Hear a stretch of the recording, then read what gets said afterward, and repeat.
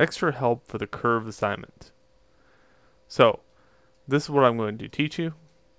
For the curve assignment, you have to make several shapes. So, I'm going to show you how to make a hard edge corner corresponding to a rounded corner, and that's it. Once you know that, everything else is easy. First off, go to Surfaces, go to Curves, and make sure you use this tool, your Curve tool. And then we're going to jump into the top view to produce these curves. If you just need a hard edge curve, that is linear. You can use X on the keyboard to snap this to the grid, just like that. Okay, so you can make any shape. Let's say I make it all the way around. It is important to know that this curve is still open and it needs to be closed. So, in here, under the Surface tab, I have Surfaces. And in here, I have Open, Close Curves. Now this is a closed curve, and I will accept it. All the shapes have to be closed in the end. And I want the center pivot on each one reset. So modify, center pivot.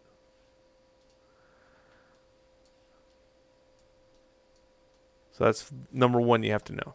Number two is how to get a curve. Well, that's very easy. In here, 3 cubic. But let's look at it a little bit like this. If I hit X on the keyboard and snap these,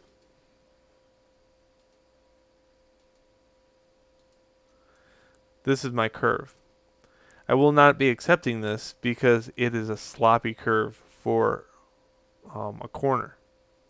Instead, go to the components, which is right click on the curve, go to Control Vertice. Here are the components that were left. Well, if I hit X on the keyboard, I could snap these into place.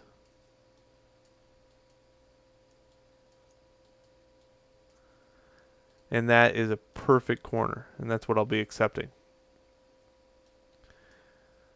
The last trick I want to show you, well, two last tricks I want to show you, is the fact that you can duplicate these. So here's my curve. If I go modify center pivot first, I get this. If I hit dog on the keyboard, I can move this around. D is in dog. If I hit D and X at the same time, I can not only move it, but I can snap it to the grid. See this arrow? It's X. I know that because I look at the compass, it's X. That means if I duplicate this curve using Command D on the keyboard and take it and scale it in -1x, it flips. I can now take this, snap it back to the grid, and show you my last thing. I have two rounded. If I go to this curve, go to one linear, and draw an edge here to here, I have 3 curves. The last command I have to show you is the ability to take one curve, hold shift, highlight the next curve, then go edit curves, attach curves, square box. Make sure you uncheck keep originals. Also, if it's just this section, you better use connect. If you use blend, what will happen, it will arc a little bit if you don't have it snapped correctly. Apply. And I can close this out. If I grab the first curve and the second curve, I can now hit G on the keyboard. G as in God is the last command.